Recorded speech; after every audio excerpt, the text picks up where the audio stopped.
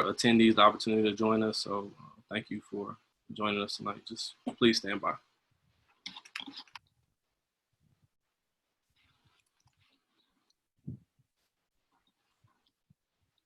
I just want to thank everybody for joining us tonight. My name is Jason Bradshaw. I'm the president of the Huntsville chapter of Black Data Processing Associates, or BDPA for short. What we'd like to do today is just go ahead and allow our panelists to show you how to level up and to become a professional. So my concept when we first had this idea was to allow students and other individuals that were looking to move up in their careers or advance in their careers, give them the opportunity to meet and be able to hear stories from those individuals who are experienced in those fields and just experience in general, to pass down their knowledge, almost in a mentoring fashion. So thank you for joining us. We're glad that you're here. I'm going to go ahead and turn it over to Brittany to introduce our panelists for today.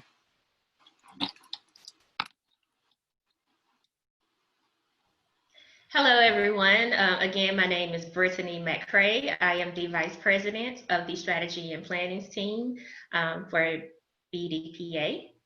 Before I introduce the panelists, I would like to have a quick icebreaker game just to loosen up and have some fun, get the blood flowing. So if all of you would look at the bottom of your screen, you will see.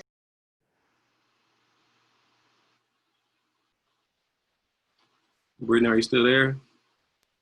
I'm sorry. You will see a box at the bottom of your screen called participants. So if you would click participants, another box will appear on the side of the screen with all of the participants for this event. Look at the bottom of that screen and you will see a function that allows you to raise your hand and lower your hand. Jason, will you stop the share screen, please?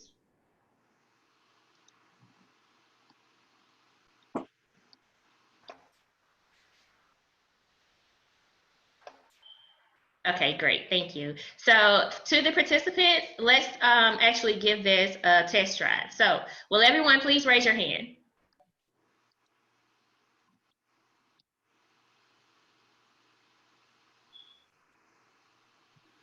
Okay. Looks like the majority of us have located this function. Now lower your hand. Okay, good. All right, so let's get started. What I'm going to do is basically throw out a couple of brain tease questions. And for the individual who thinks they have the answer, raise your hand and give it a shot. Let me know what you think the answer is. If you are unable to speak through a mic, feel free to use the chat function. Jason, will you assist me with that chat function, please? Yes, ma'am, I can. Okay, well, let's get the game started. I'm going to share my screen with the first question.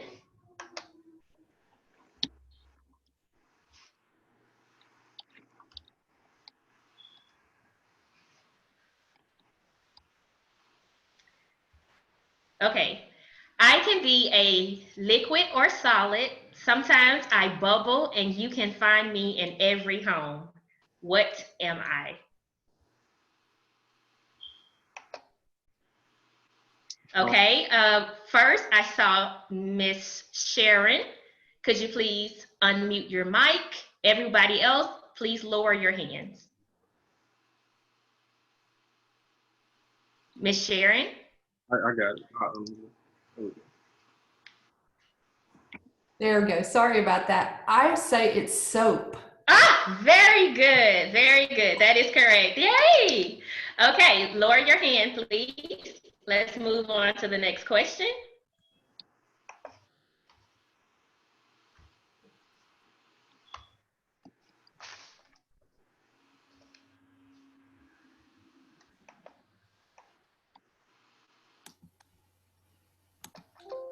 A seed with 3 letters in my name. Take away 2 and I still sound the same. What am I?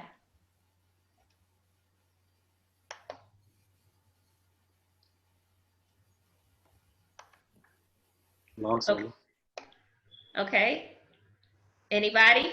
Do I need to repeat? I will repeat it. A seed with 3 letters in my name. Take away 2 and I still sound the same. What am I? All right, Mr. DeShield. Okay, Mr. DeShield. Would that be a P? Oh, very, very good. That is correct. A P. P-E-A. You take away 2 of the letters, you're still left with P. Okay. Next question.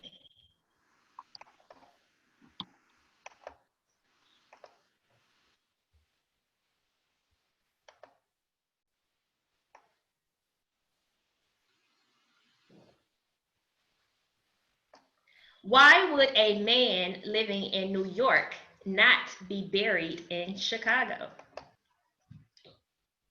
All right, Mr. Walker.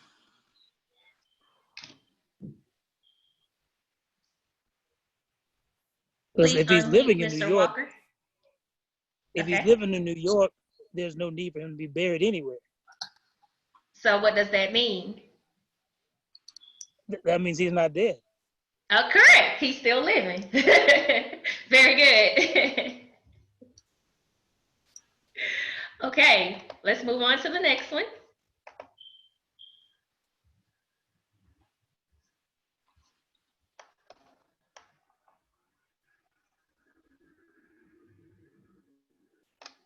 Which month has 28 days?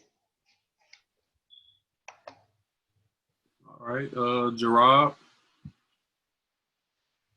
All the months have 28 days. Very good. You know, when I first looked at that, I was like, oh, let me think. Yeah, it went above my head. Very good, very good. Okay, and now we're going to ask our last question.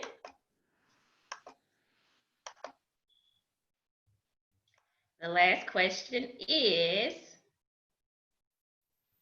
I have many faces, expressions, and emotions, and I'm only 1 tap away. What am I?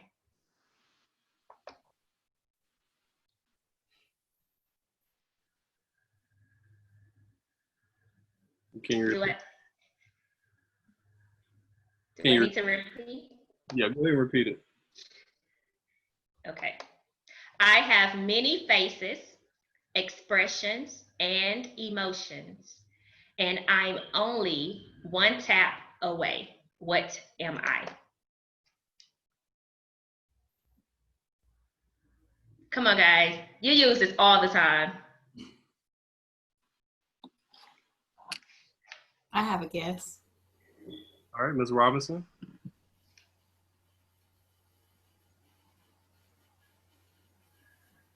You put yourself back on mute.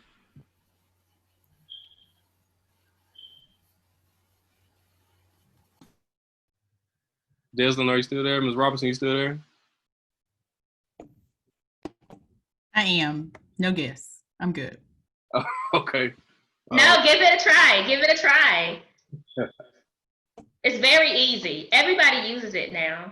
I was gonna say emoji, but That is correct. is that it? Yes. It's an emoji. Thank you all very much for participating. I really appreciate that. I hope you guys enjoyed it. I hope that the blood is now flowing through the brains and you guys are ready to learn some valuable information from our panelists. Jason, will you please share the screen, and I will begin introducing our distinguished guests for tonight. We will start with Dr. LaTonya Barnes. She is a national educational consultant. Dr. LaTonya Barnes leads as an independent national educational consultant, focusing on influencing positive educational change and improving student achievement. LaTonya is an educator, speaker, and professional educational consultant who specializes in working with other educators to find innovative ways to transform teaching and learning. Her areas of expertise include designing innovative learning experiences, professional learning, and community building within educational settings. She earned her Bachelor of Arts in Communications, 2004, Master's of Art in Education, 2010, and Doctor of Philosophy in Education, 2017, degrees from the University of Alabama at Birmingham, UAB. Dr. LaTonya Barnes is also a National Board Certified Teacher, holding an Early Childhood Generalist Certificate, 2014, with the National Board for Professional Teaching Standards. During her professional career, Dr. Barnes has served as an early childhood, elementary, and middle school teacher, curriculum coach, as well as a testing and assessment coordinator with Birmingham City Schools in Birmingham, Alabama. Dr. Barnes has also served as the Alabama Site Director of the Network to Transform Teaching with the National Board for Professional Teaching Standards. Dr. Barnes has facilitated countless engaging professional learning opportunities throughout the nation, focused on the improvement of teaching and learning. She has created college and career readiness lesson plans for Alabama's early childhood educators for Alabama Learning Exchange and has served as a grant proposal evaluator for the Alabama First Class Pre-K grant. LaTonya is an active member of several professional organizations, including serving as a founding member of the Alabama Alliance of Black School Educators and the National Board Network of Accomplished Minoritized Educators. Dr. Barnes is proud to serve on the Board of Directors for the National Board for Professional Teaching Standards. She believes that all students, no matter the zip code, deserves an accomplished teacher. Dr. Barnes has received many awards, including receiving the 2016 Outstanding Service Award from Alabama State University, Central Alabama Regional Education and Service Center, and earning the distinguishment of 2015 Educator of the Year from Junior Achievement of Alabama. She was also appointed in the 2015 Young Professional Advisory Member from the National Association for the Education of Young Children. Jason. Moving on to Mr. Michael DeShield. Thank you. Mr. DeShield is a functional manager with extensive leadership experience as a lead engineer, software engineering manager, and systems engineering manager, which involve technical and administrative management, employee motivation, and career development. Mr. DeShield also has extensive experience in embedded flight software development for both aircraft and satellite platforms, in addition to several years of systems engineering experience in ground systems development and system integration support. As a Lockheed Martin employee, Mr. DeShield participated in the Minorities University Relations Program at Rutgers University and was a campus recruiter representative at the University of Maryland, Baltimore County, Morgan State University, and Temple University. Mr. DeShield currently performs in the role of Systems Engineering Manager on the Global Positioning System Satellite Program and continue in my role as a campus recruiter. Mr. DeShield is a lifelong mentor throughout his profession and will continue to do so throughout retirement. Mrs. Sharon Johnson, Deputy Director of UAH Center for Cybersecurity Research and Education. Mrs. Sharon Johnson, Deputy Director, the University of Alabama in Huntsville Center for Cybersecurity Research and Education, is an engineer with over 20 years of experience in cybersecurity, modeling and simulation, software, and testing. Mrs. Johnson developed and operates the CCRE Cyberforce Incubator, The CFI provides customers with low cost, low risk, cutting edge cyber solutions, and students with hand-on learning, cyber training, and work rotations in multidisciplinary cyber fields. Mrs. Johnson has previously worked for and maintains ongoing relationships with Special Operations Command, PEO Aviation, Space and Missile Defense Command, and Threat Systems Management Office. Our moderator for tonight is Ms. Rosalind McCullough. She is a cybersecurity solutions engineer in IBM Research Emerging Technologies Engineering Group. Ms. McCullough is pursuing a PhD in computer science at the University of Alabama in Huntsville. Her research and her focus on discovering innovative methods for maintaining and enhancing data privacy, both in transit and at rest. She has previously performed contract work for the DoD as both a software engineer and a systems engineer. Rosalind is a GEM Adobe Fellow, an Adrell Johnson Fellow, and a Women in Cybersecurity Scholar. She previously served as a BDPA Huntsville board member and currently serves on the advisory boards of Black Women in Computing and the Anita Bees. In her spare time, Rosalind enjoys traveling, especially to the beach, wine tasting, and playing with her adorable dog. I will now pass the mic to Miss Rosalind McCullough. Good evening, everybody.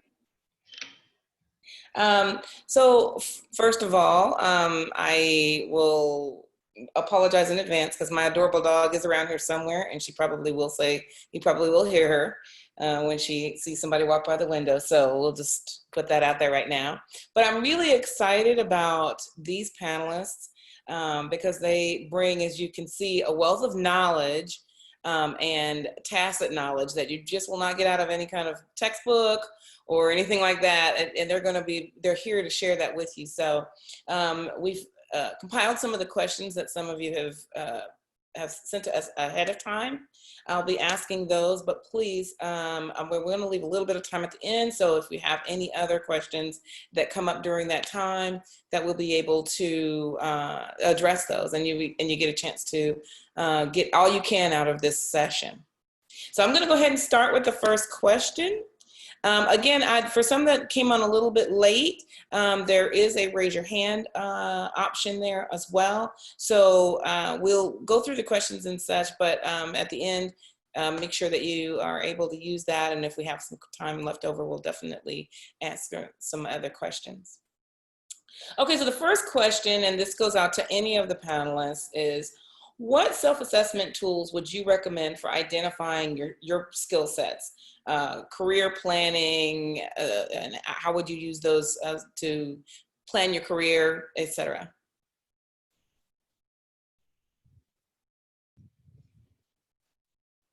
Yep.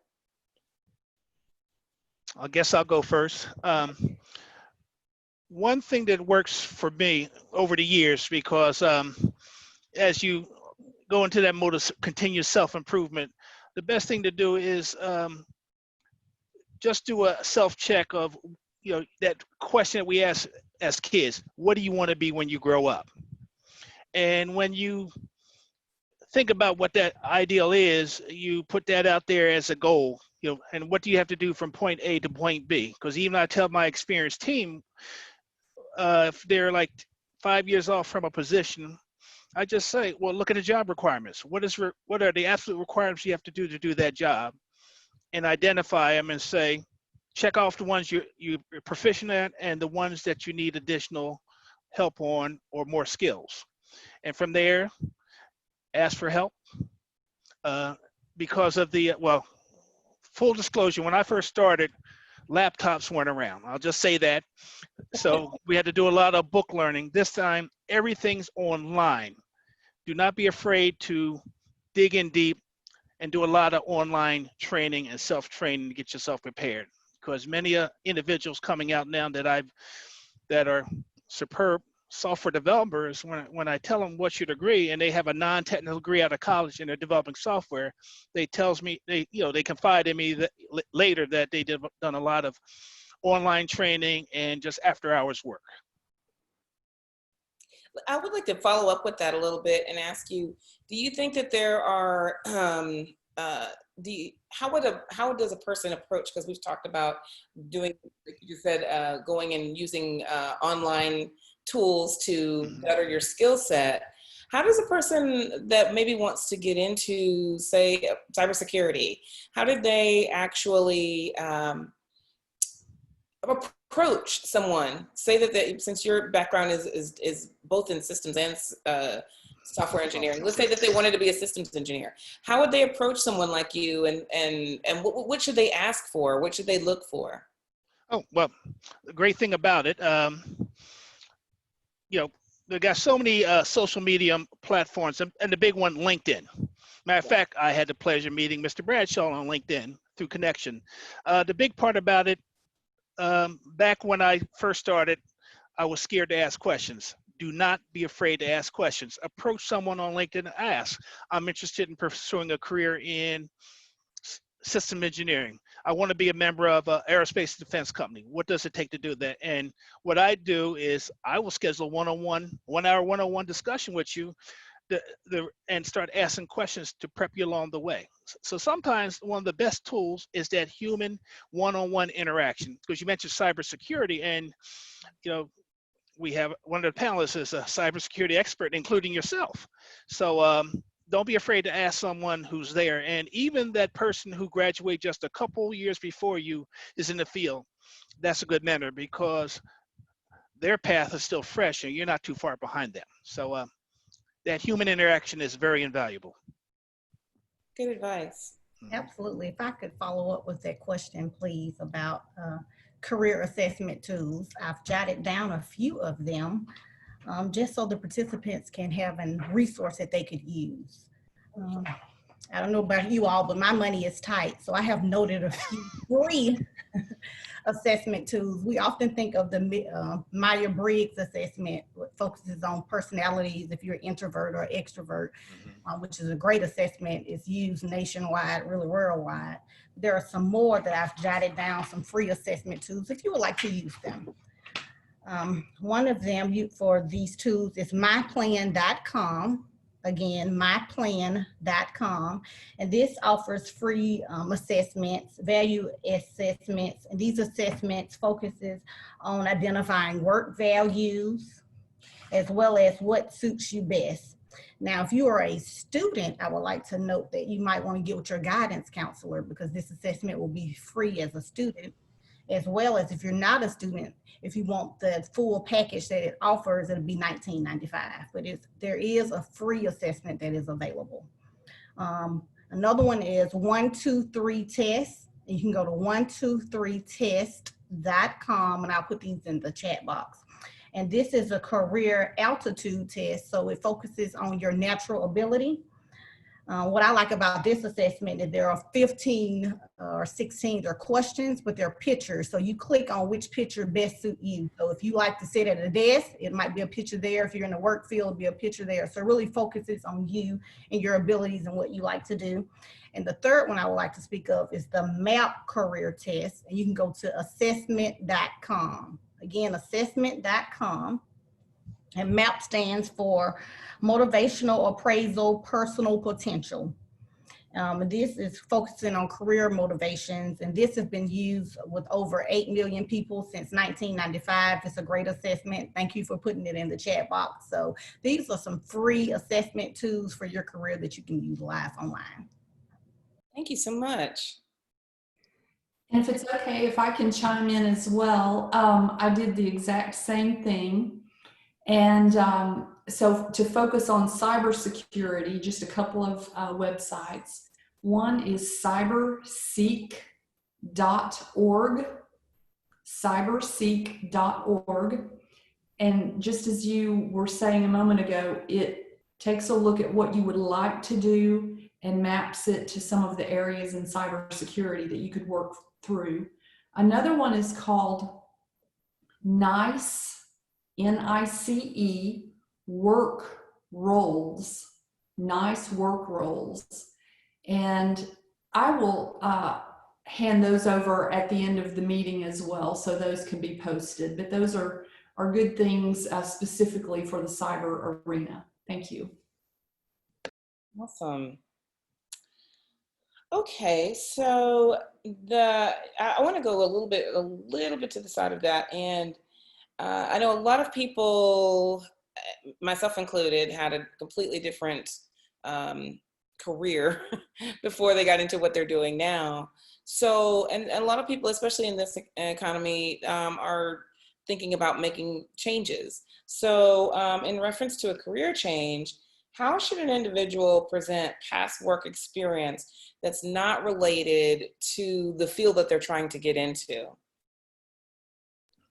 I would like to start off by saying everything is related. So always know that whenever you are applying for a job, it can be out of your career field. However, you can relate that to anything. So let's say I am I don't know, babysitter, and you're going into retail management. List your leadership skills, you're timely, you know how to organize, you know how to strategize. You can as a babysitter because you'll be able to do multiple things at one time. So always relate it back to whatever the job description is. So always relate it back. Don't ever think that you're not qualified for a position. Always think of all the leadership skills that you have. It could be at home or in the professional arena, but you can always relate and tie things to the job description. Okay. Yeah, and to follow up with that, and the big part about it as a hiring manager, when I see someone making a career change, I look at the transferable skills. Like say with that common thread, they're all interrelated, but certain skills to stand out for another. Because the big part about it, if you're a leader in one field, I want to see how you interact with individuals, and also what's your leadership capabilities. And I'll throw out there, like I'll ask a question, give me an example of where you had to deal with a team member not carrying their weight, and how do you motivate your team? And when I find someone who can motivate the team to get things done, that's 2/3 the battle won there, because a lot of the technical skills for the job, you learn them on the way. And like I say, on that part of with regard to cybersecurity, coming in, there's such a huge field. So the experts are few and far between. So when they come at my company, you're starting from the ground up anyway. So we all can learn as we go. So if you have that ability to lead, to communicate, to work within a team, and the ability, desire to learn, you'll get in there. Okay. Well, one other thing is that, and going for this, I guess this is an extension of this particular question.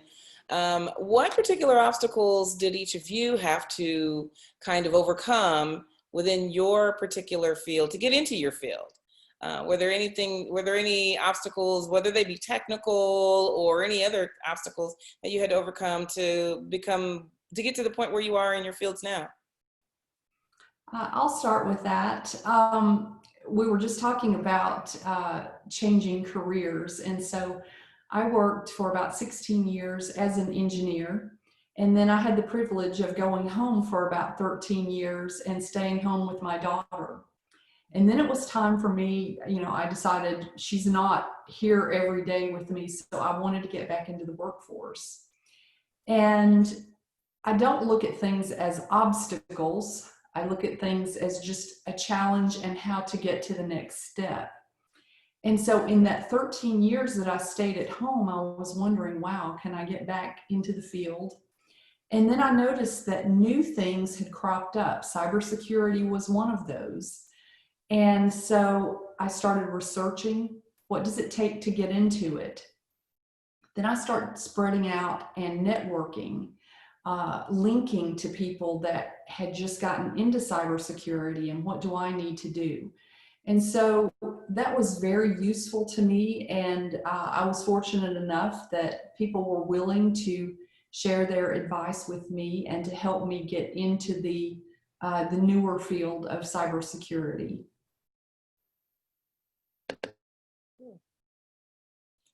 Any of the other panelists want to weigh in on that? Okay. With regard to obstacles, I'll hit the main part with regard to those self-inflicted wounds. Well, if I told you all of them, we'd be here for about 4 or 5 hours. But the main one for me is that when I started as the new kid on the block, I kept on trying to have to prove myself with what I know without asking for help. Major mistake number one.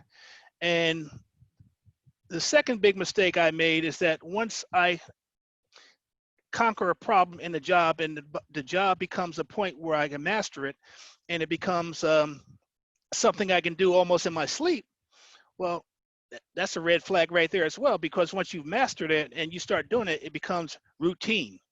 And if you love it, fine. But if you want to enhance your trajectory in your career path, you have to seek more challenging work. Get out of your comfort zone. And my problem is I was guilty of being in my comfort zone.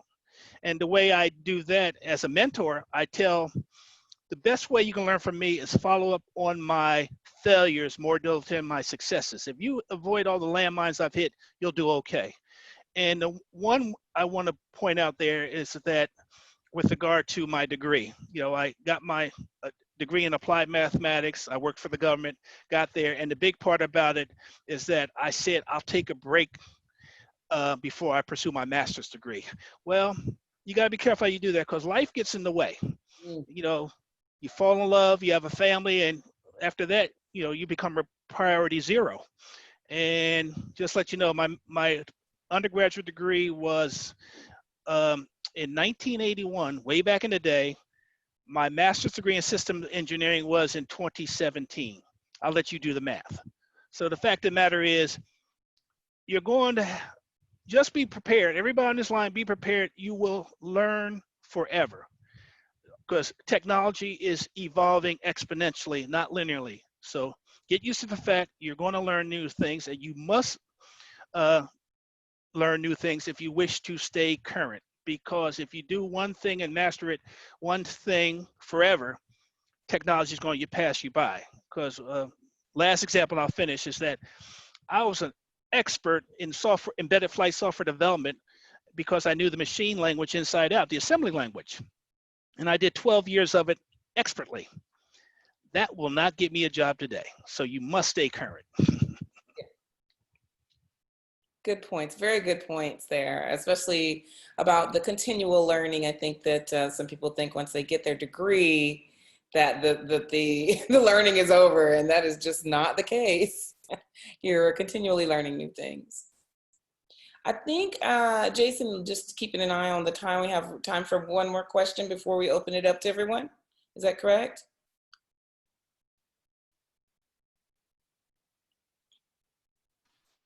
We're at 6:03, so I think we have at least a good, maybe another 10 minutes before. Okay, good. Okay, great. However you feel fit. I mean, it's up to you. Oh, no. I want to make sure that we have that we do leave time for questions at the end, but I want to make sure that we get through as many of the pre-set questions as possible. Okay, so let's see here. Yes, this is a really good one. Do you recommend taking advantage of internships and co-ops? If so, what advice would you give to secure an internship or a co-op? I'll take that. I can give a very short answer, and the answer is yes. If you can get a co-op or an internship, take it immediately. It gives you experience in your field, and employers are looking for either students or employees that already have experience in the field, so it's a great thing. Now, how do you go about getting one of those? How do you look for that? First of all, if you're in high school and you're lucky enough to be in one of the larger high schools, sometimes they have relationships with government agencies and other organizations, and you can actually intern in the summer or co-op in the summer. So reach out to your guidance counselor if you're in high school. Obviously, if you're in college, you need to reach out to the co-op office and let them know that that's what you're interested in. Beyond that, I would give you a tip, and that's to actually go to someone in the organization that you would like to work in. So that's sort of the backdoor way. Go to them and say, I would love to intern, or I would love to co-op. And a lot of times they can actually pick up the phone and ask for you by name. And that's a wonderful way to get an internship. Now, one thing I will say, most of those are competitive. So you must be aware that you've got to keep your grades up. Typically, the grade point average needs to be about 3.0 to 3.5. There are a few that will drop down to about 2.5. But again, if you can get a co-op or an internship, take it. Go to the company and see if they can request you by name and keep your grades up. That's really, yeah, that's a really good, that last little one about taking the back door. One thing I've experienced personally is that a good way to meet those people in those organizations is to go to conferences that are around your field.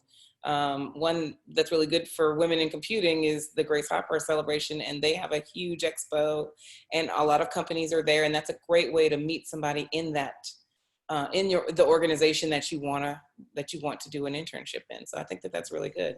Great advice. Yes, both of you all great advice. I want to agree with you. You should take advantage of opportunities for internships.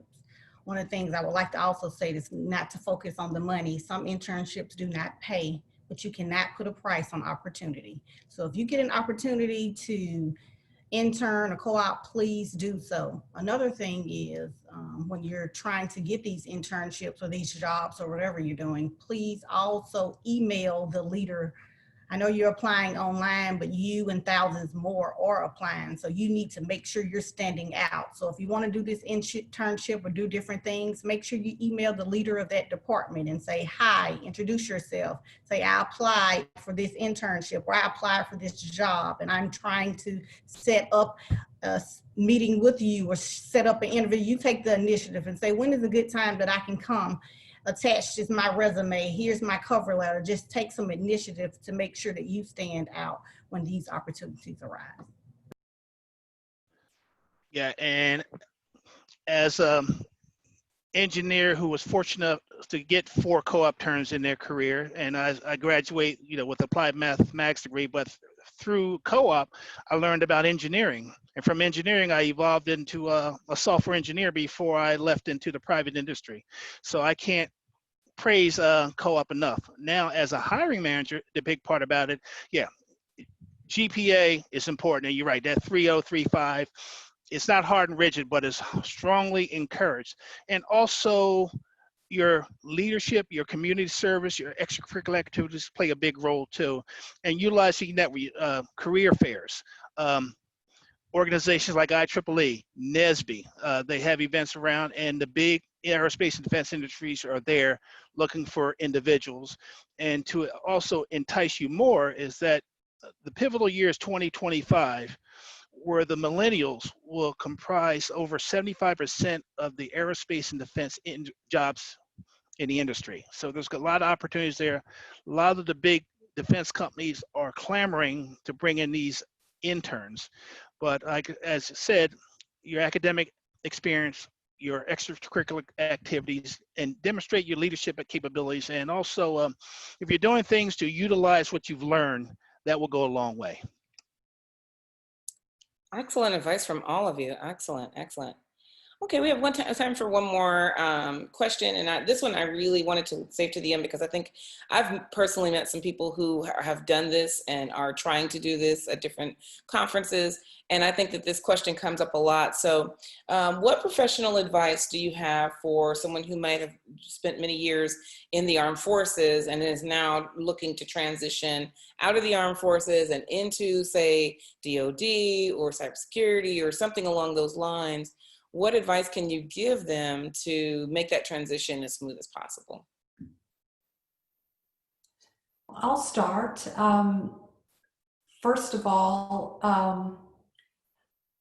if you are in that category, you're a good fit for us. We're looking for people like you. You already have leadership skills. You already understand organizations, systems. You work well with people in all sorts of environments. So that's a great fit. A lot of times, depending on your specialty or branch, you actually have applicable experience, especially in cybersecurity. So I think the best place to start is, again, interface with somebody in the profession. Most of us would be happy to take a look at your resume and try to figure out the most efficient way to get you into the field. What I have found is that, especially in cybersecurity, some of the retiring military individuals just need to get a certification.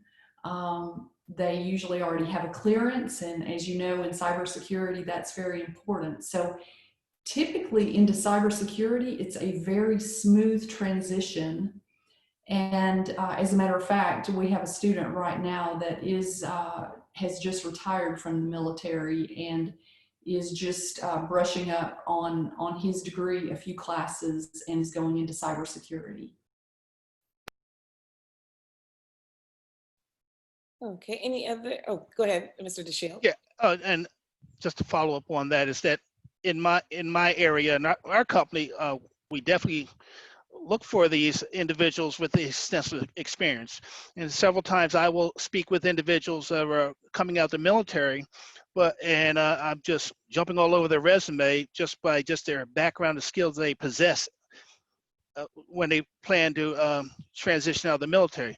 Now, because of the nature of the work I do, I can't hire them directly because they have to go through this whole vetting of ex-government employees, because at the higher levels you might have a retired general all of a sudden be the head of a program that he managed or he or she managed several years ago, so you have to vet that. But I've seen tremendous skill sets out of vets and soon to be retired vets. So but I can definitely give them good advice, and once I have that one interaction with them, then I refer them to the points of contact who can make that happen.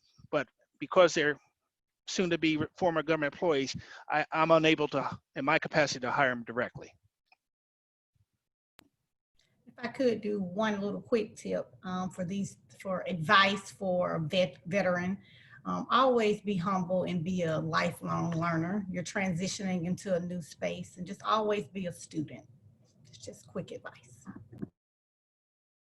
Good advice, all of you.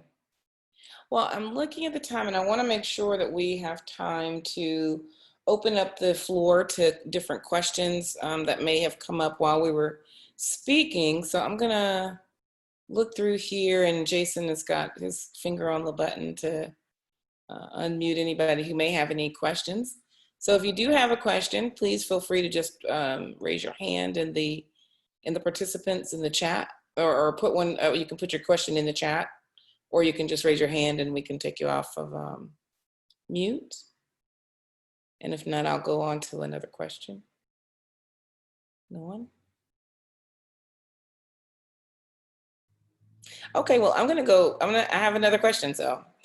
And then if you feel like you want to ask a question, just jump right in.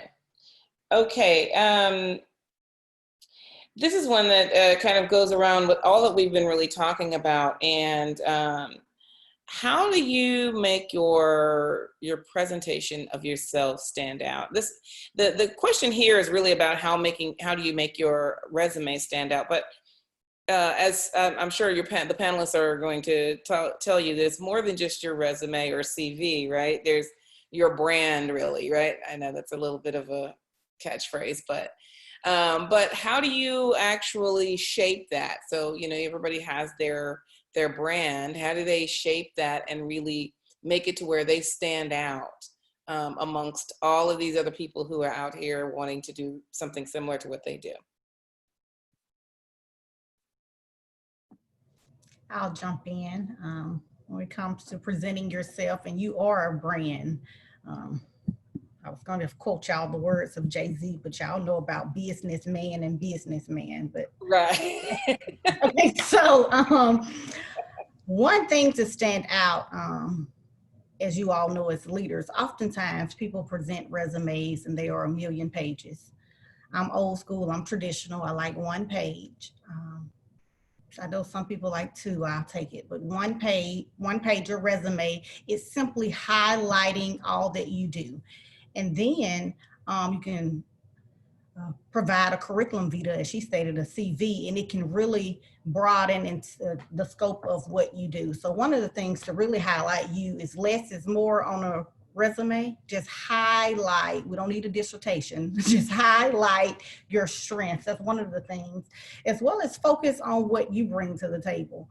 All of us are unique in our own ways. So just make sure whatever you bring, highlight that. I like that because I have a mentor who said, you know, your resume should really just sort of whet someone's appetite. It should just bring them out there a little bit, right? It should just be a little, just a little teaser. And then your CV should be the breadth of your experience. If they want to sit down and read War and Peace, then they can do that. But the resume should just be a quick, if I'm in the elevator with you, this is what I am, this is who I am. I like that. Absolutely. And for those of you on the call, you're more than welcome to go view mine. Not that it's all that, it's just an example of a resume versus a curriculum vitae. And I'll put the link in the chat box. Thank you so much. That's awesome. And for me, as a few times, what impresses me is the innovation and creativeness of candidates I see. Because like I say, the first thing you look at the resume, you see all their accomplishments, so to speak. Sometimes, and you know the big things that you always tell them not to do, but they do it. When I hear responsible for, supported, those passive words, and they're showing what you did. You know, you want to press me, show action, and show me results. Because the big part about it, when we interview college students, we always use the STAR method. Situation, task, which is the problem you encountered. The A, action, what did you do to solve the problem? And what did you do personally, individual, even if you're on a team, what was your part of it? And also the results. And just a quick example of a few is one particular person who was a high school intern out of Philadelphia, came to Lockheed Martin, and it was late in the semester when he came aboard in the summer rather, and he only worked here a few weeks. They say he was great, and we lost touch. Then I came across his resume, 2.9 GPA, but he, you know, which was a little bit on low end. I saw multiple internships. So, but what he said he did would impress me, but, and also, you know, with the CV, the resume is how you speak to the resume. And what blew me away when we sat down and talked, and he said, yeah, I'm got my degree in electrical engineering. And I said, well, tell me how you used it. And he said, well, one thing I did is that I was having a temperature sensor problem with a BMW. So when I looked at it, I realized it wasn't the sensor, it was the processor. And he updated the processor manually. Wow. When he told me that with his 2.9 GPA with others who are academically smart, well, I'll just say this, he got the job. He was only in my group until he got clearance and another manager stole him away, and he's thriving in the company. So the point is that, true, if you have that stellar academic background, it's great, but one thing you want to do if your GPA is on the low end, you better make sure you emphasize on your accomplishments and your leadership capabilities and what did you do, you know, how did you utilize what you learned. So there's always opportunities where, you know, GPA is a big one, but those other skills will play a big role as well, because you want to hire the complete individual. You know, as they say, what's the phrase, bring your whole self to the job. That's what we're hiring. So that's really good advice. I know that I've also told undergrads sometimes, you know, because they say, I don't have any experience. I said, you can get experience. There are so many open source projects out there right now. Just hop on one of them and get the experience. So I think that's great advice.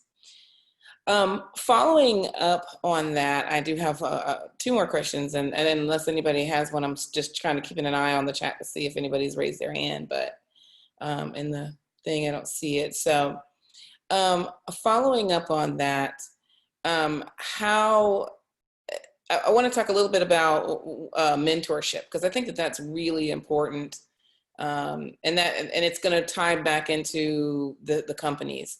But I think mentorship and company culture. Can you guys speak to what you look for in a candidate when it comes to company meshing with the company culture? And I think I'm sure that you have some experience of people who are maybe very technically skilled, but we want to talk about emotional growth and strength as well in a candidate, and how people can present that in their resumes and on their CVs, or even in an interview. Give a shot at that. I'll tell you a couple of things that I am always looking for, and if we can't get past these 2 things, then I just stop, because we don't need to go any further. The first one is attitude. I'm looking for someone that has a great can-do and wants to work well with others attitude. If I don't see that, I don't want to bring them into the team, because you can be smart, you can know what you're doing, but if you can't get along well with others, it's going to destroy the team. And so that's the first one, is attitude. The second one is willing to work hard. And all of you know that no matter what profession we have, you have to work hard. We also all do things that we would prefer not to have to do. There are some jobs that we wish somebody else would do it. There are times that we would like to go home and we can't. The job has to get done. So I'm looking for someone that's willing to work hard. And I know we have talked about grades and smarts, but if you don't have those 2 things, it doesn't matter. We're not going to go to the next level, because it doesn't matter how smart you are, how technically skilled you are, and how many degrees you have. If you can't get along in the group and you can't work hard, then we just need to stop. I agree with that. You have to have good character. Another thing I would like to highlight when hiring a new employee is oftentimes we look for individuals who have a traditional yet progressive mindset.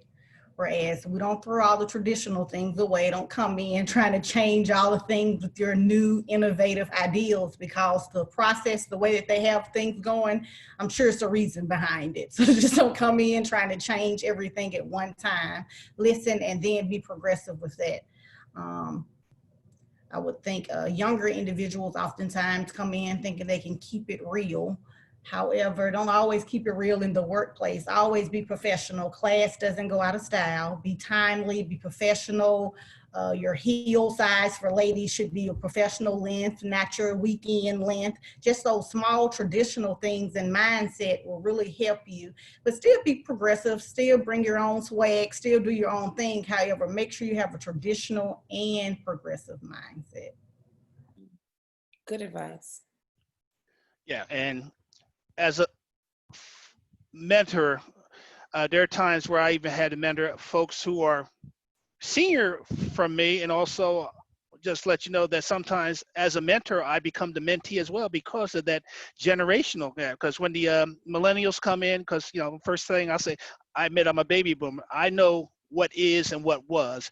They tell me, they come in with the mindset, why is it this way? And why can't it be this way? And that's where the fun begins. And the important thing is that I instill upon them when I talk to them is that you see how I'm listening to what you say and everything, and just have that same mindset listening to others. And that goes a long way. And also I tell them to be patient with certain individuals, because the one thing I try to get them cognizant in is there is a generational gap. You know, when they do the studies with regard to millennials, Gen X, Gen Y, Gen Z, I study up on this information because I've seen that transformation where we were 2/3 of the industry.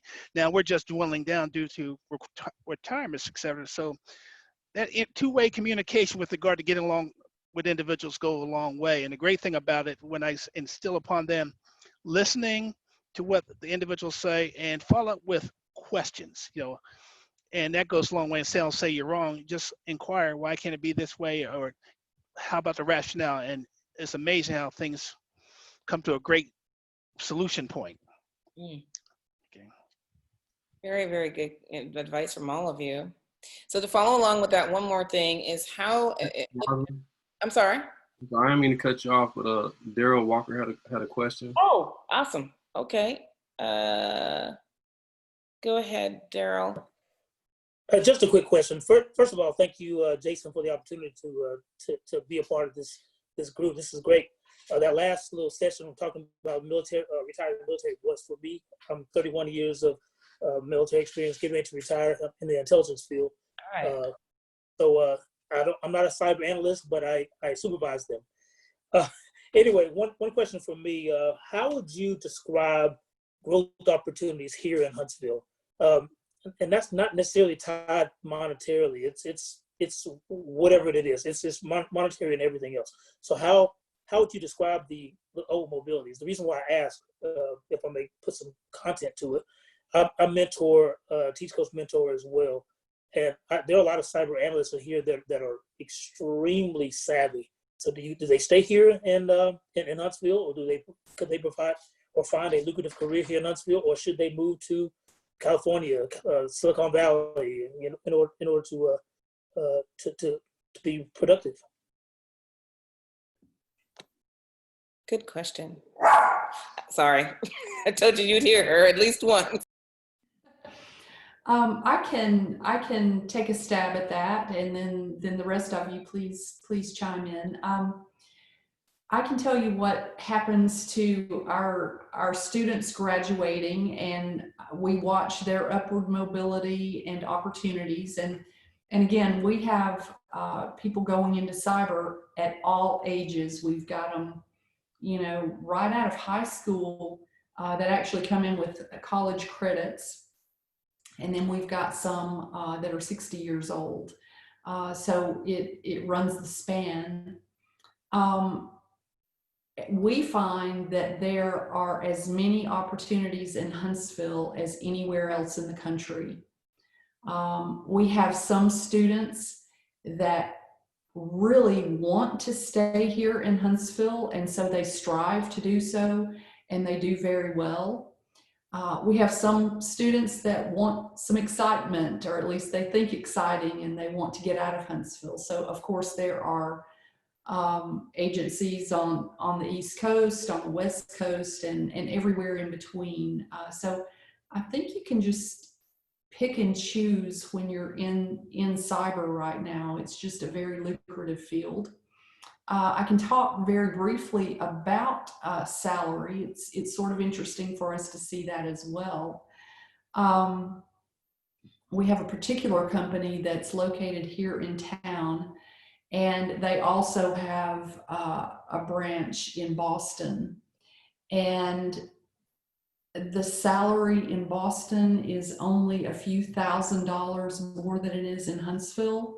And if you compare the cost of living, you know that really makes a big difference in your wallet if you're staying in Huntsville. So we don't see that anyone is limited in their upward mobility or their opportunities by staying in Huntsville. I think it's just a choice.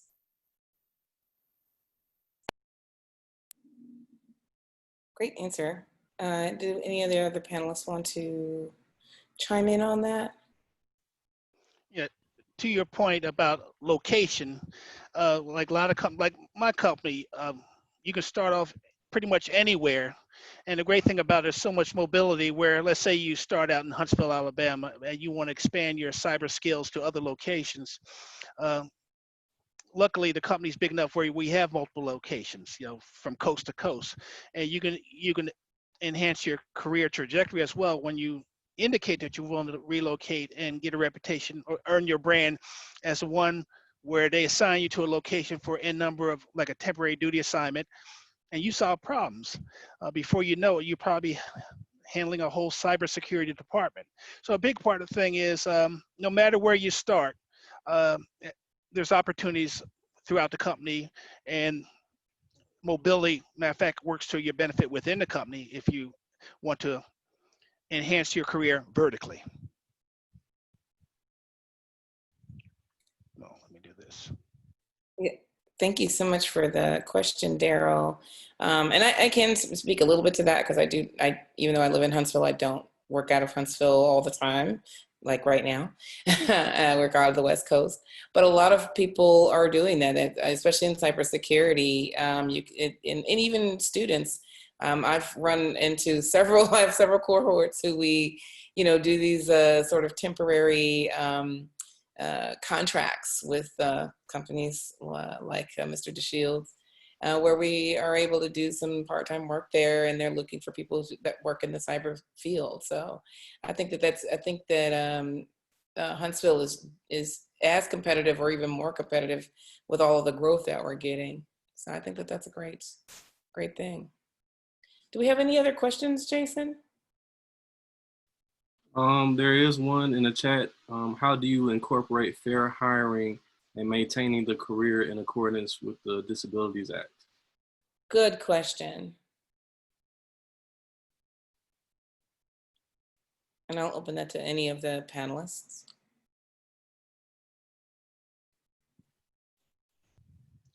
Well, to maintain a career, the big part about it is the law. And for equal opportunities, with regardless of your disability, companies are obligated by law to accommodate you. And case in point, at my particular location, I've interacted with employees, blind, had their service dog for whatever situation. I've had one individual who was wheelchair bound and had other disabilities. However, this particular individual was brilliant, and we made accommodations for you. So regardless of your disability, if you're qualified to do the job, we'll accommodate you.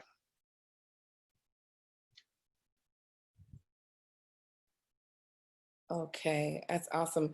And can we talk a little bit about, and I think that goes back also to company culture, right? I mean, like you said, it is the law. However, I think some companies are very good at making sure that they are not just following the law, but being very inclusive with all of their employees and the needs of their employees to make sure that they get the environment that they need to be their best employee. So I think that that's really good.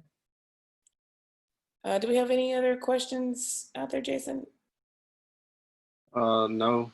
Oh, I think that actually there's a great, so Dr. Barnes actually put something in the chat here. The Americans with Disabilities. Yes, I was just providing a link for the Okay. Disabilities Act in the link. Awesome. Thank you so much. You're welcome. Any other questions out here? I'm looking to see. How are we on time, Jason? We are actually over. Oh, okay. All right. Well, I want to thank all of you for coming out today. I hope that this was really helpful. And again, some of the things that we've highlighted are, mentorship and really making sure that your brand, that you think about how you brand yourself in these things, but also reaching out to some of these experts. I hope that you got something valuable out of this. And I'm sure that they will be happy to field any questions afterwards, via their social media or emails or such. But thank you for coming out again. Jason, do you want to wrap up with the information about what's coming up going forward with BDPA Huntsville? Yes, I can. And before I do that, Rosalind, I would like to give each one of the panelists the opportunity to kind of give their final thoughts and provide us with how some of the attendees can contact them, and then we'll wrap it up. Sure. Let's see. Let's start with Mr. DeShield. Okay, number one, thank you. I really enjoyed this. I appreciate you for inviting me. I'm very humbled and honored to participate in this panel discussion. You can reach out to me. Best way to reach out to me on LinkedIn, because I will connect with you. I'll ask you to send me a resume, and we'll schedule a 1-hour one-on-one to find out what you want to do. And I just let you know, I have the best time is on Monday. It's Mentoring Mondays, but I really enjoyed this, and I encourage everyone, no matter where you are in your career, it's never too late to learn something new. Because as I mentioned, you know, it's over 35 years from I got my undergraduate degree to my master's degree. And just let you know, the reason I had to do that, because when I had my new management team, 5 of them had their master's degree, and 3 of them had their doctorate. So I was leading a team with a super achiever, and I was the least educated one amongst the bunch. So the good thing about an educated team, it keeps you honest and keeps you on your toes. So please reach out to me. I'll be more than happy to speak with you. Thank you so much. Dr. Barnes? Good evening. I would like to say as well, thank you so much for this opportunity. Closing things. One, you can contact me on social media, all social media sites, handle at Dr. LaTonya Barnes on all sites, all social media, including LinkedIn. As well as closing remarks, I was trying to think of something really quick, and I'm just thinking, be unapologetically you.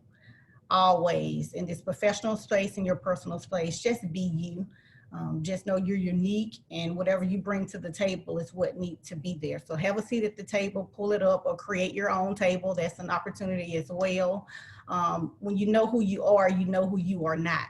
So just take a moment and really reflect on yourself and make sure you enjoy your career. Thank you so much. And Ms. Johnson? Thank you for inviting me to this. I've looked forward to it for a long time, and it's lived up to my expectation. I certainly appreciate it. And additionally, I want to continue the relationship, and I certainly hope to work with some of you soon in the cyber arena. And I'll just leave you with a thought, and that's to continue to challenge yourselves and to continue to learn. Thank you. Thank you to all 3 of you, really, just for sharing your knowledge and your wisdom with us, and allowing us to probe you and ask you all of these questions. I'm going to turn it back over to Jason so he can close us out. All right, thank you, Rosalind, for first off moderating. You did an awesome job, so I appreciate you. Thank you, Ms. Johnson, Mr. DeShield, and Dr. Barnes for just putting in this time with us. If for all the attendees that have participated, if you enjoyed this and you want to just let the panelists know that you enjoyed it, please just put something in the chat, thank you, or I enjoyed it, something in the chat just to let them know that you enjoyed it. So this is the second part of our series.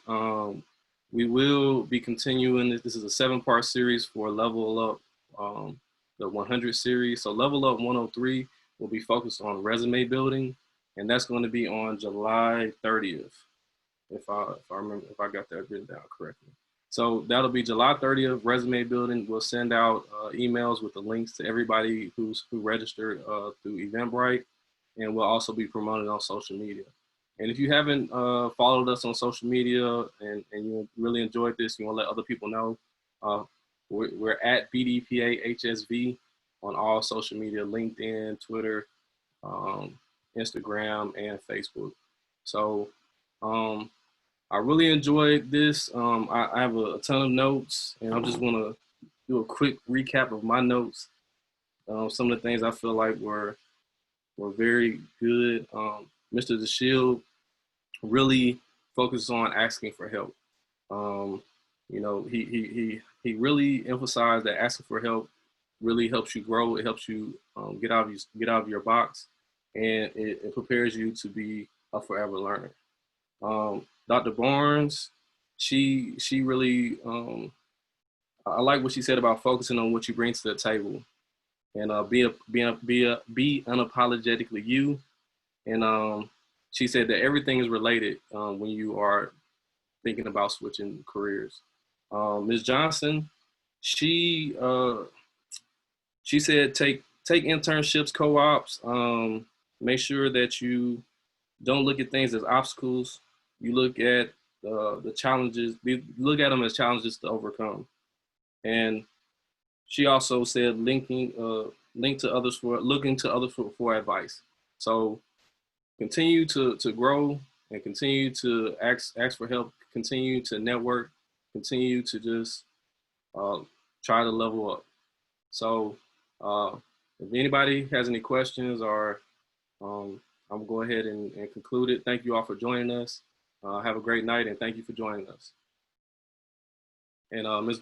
Dr. Barnes, Mr. DeShield, Ms. Johnson, Rosalind, Danielle, Raven, Valerie, can you all hang back for a little bit? And Brittany. Okay. Sure.